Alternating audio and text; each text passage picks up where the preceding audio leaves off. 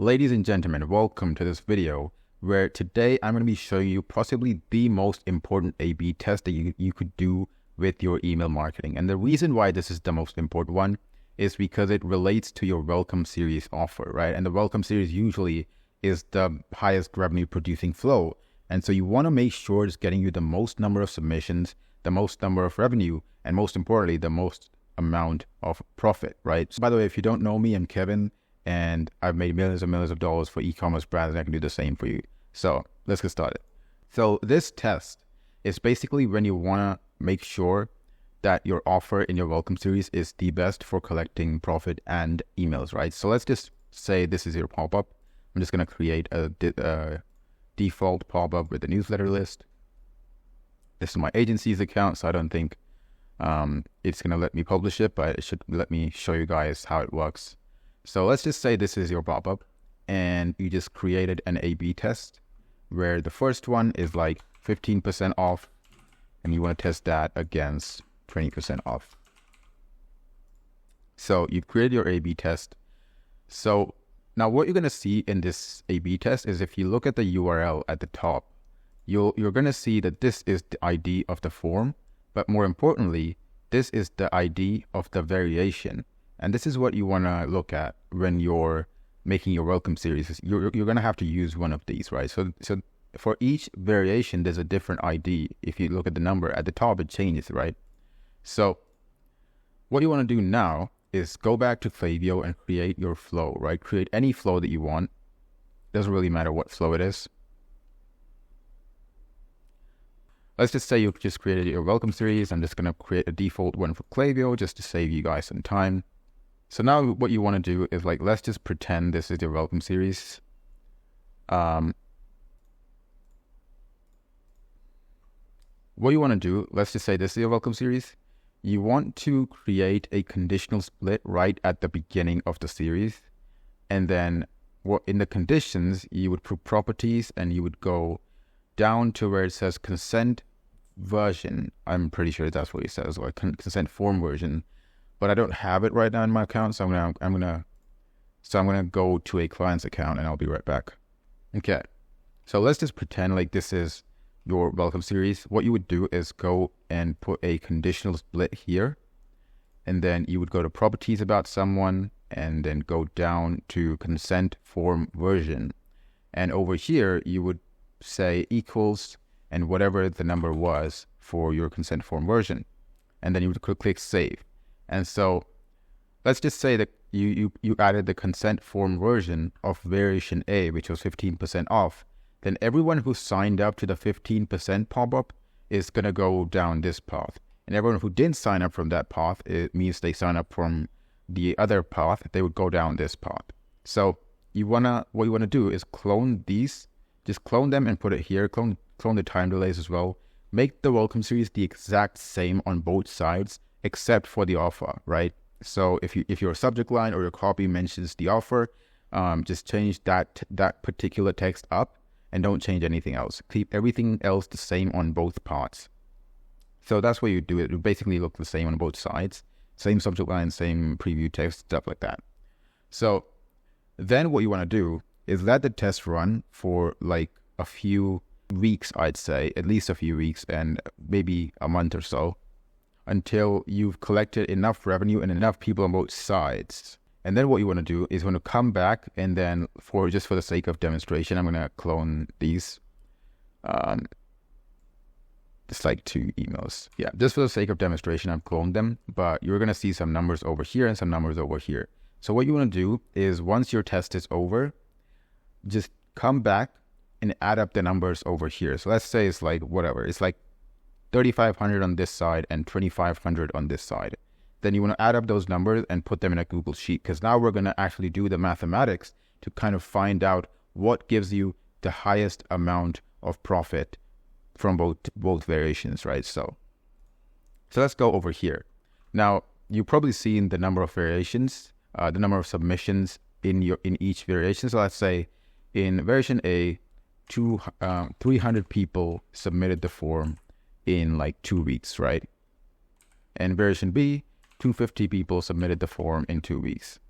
So it looks like variation B is the losing variation, right? But let's actually look at how much money they made. Let's say this one made $2,500. And, oh wait, this is the wrong. This is like let's just say this is a 3% and this is 2.5%. So let's say variation A made $2,500 and variation B made you $3,500. So now you can see that variation B seems to be getting more revenue inside Klaviyo. So this is the Klaviyo revenue that you would add up from both sides. Now, revenue from discount is you're obviously going to have to use a different discount for each variation. So you would go into Shopify, into the page of that discount and go to the sales by discount report. This is a report that's going to give you the discount name and the amount of revenue that discount has generated. So you would put that here. And so let's assume like out of the $2,500, 1,500 of it came from the discount. And over here, 2,500 of it came from the discount, right? Now you want to know what your profit margin is. So let's say your profit margin without using discounts is like 30%. And if you use a discount, it obviously goes down to like 15% or 10%, right? So let's say because this is our 20% off and this is 15% off, it's going to make it easier. So the profit margin for, actually, let's not do that here, but let's do it here. So the profit margin for variation A, which is 15% off, would be 30 minus 15, which is 15%. And the profit margin here would be 10%, right? So now you've got 15% off the $1,500, but then you also want to subtract this, right? So I would add a row over here.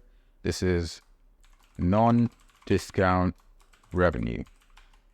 So this would be, let's just make it easy, just a calculation. This minus this. Oops. Well, okay. So this is $1,000, and this is also $1,000. Funny enough. So this is easier now. So how much actual profit have you made from each? Are you gaining or losing? That's what we want to test, right?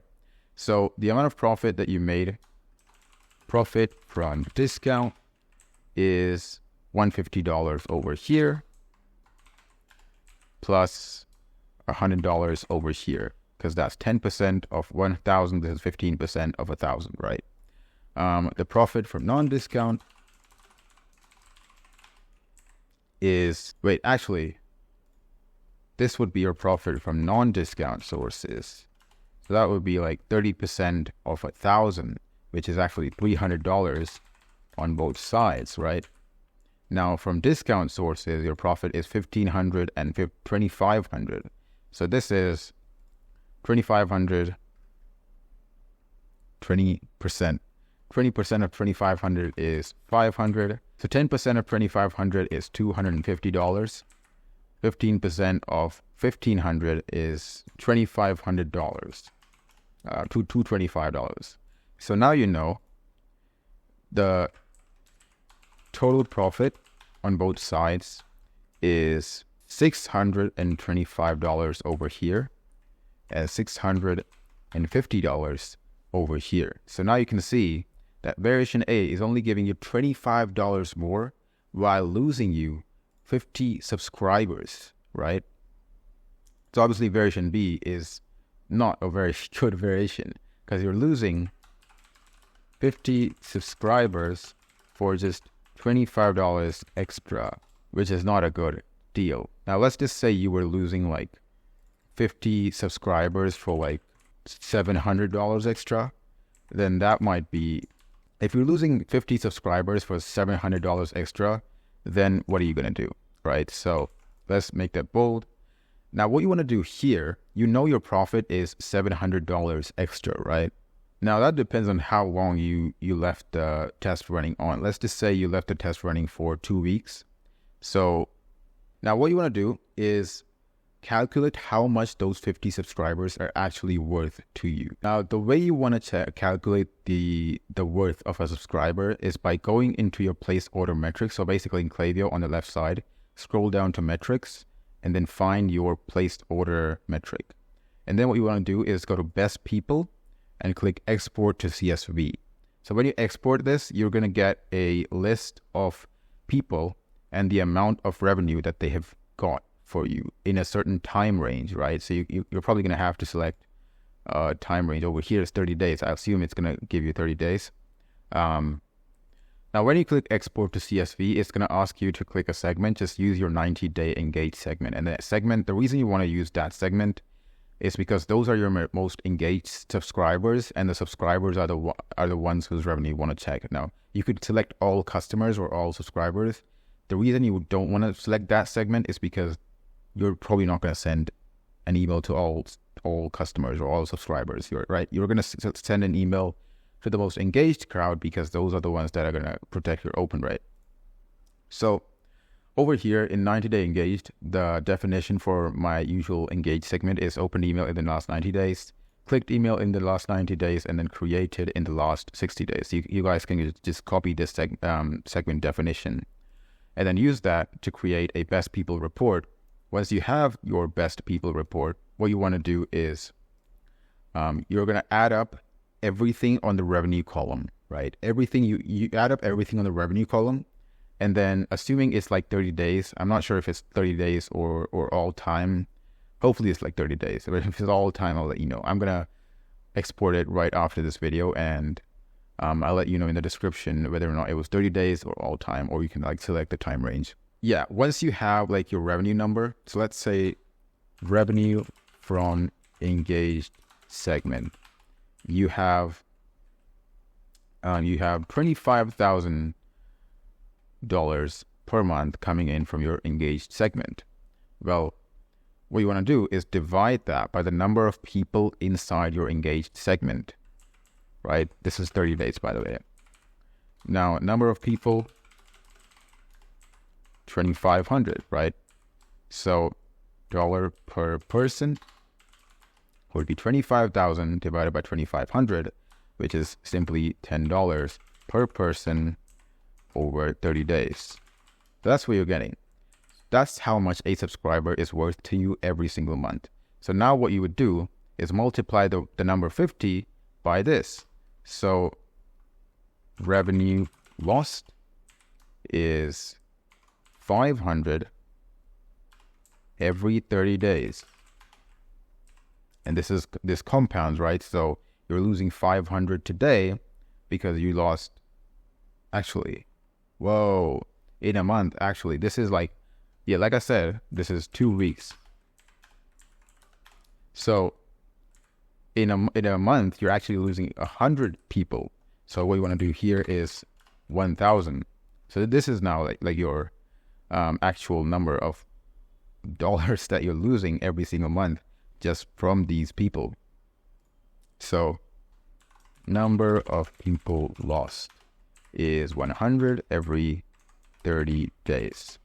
So revenue lost is $1,000 every 30 days. Now, revenue lost is 1,000 in 30 days. So what is the profit from that, right? So you really just want the profit from that. So the profit would be, let's just say a profit margin is 30%. And assuming some people are using discounts, some are not, you're going to have to find out what that percentage is, or you can just use guesswork. Let's just guess it's like 25%. So profit loss would be $250 in 30 days.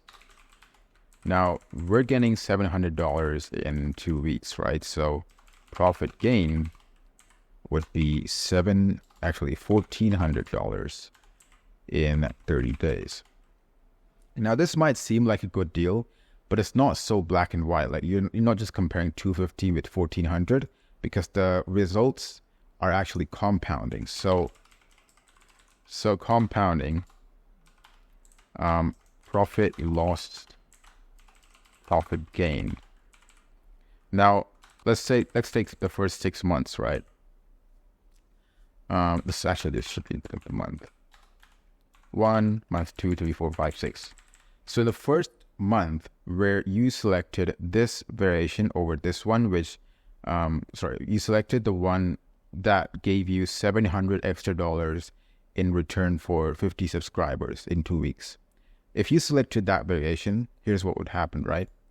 So the profit that you would lose is, in the first month, is what? $250, right? And the profit gained is $1,400. The profit lost in the second month is what? Another $250? No, not actually. It's actually another $500, because in the first month you just lost 100 subscribers. Remember, in the second one you still don't have those 100. So subscribers lost 100 over here, 100 over here. You're going to lose 100 subscribers every month, right? And also, but the total subscribers would be 100 here.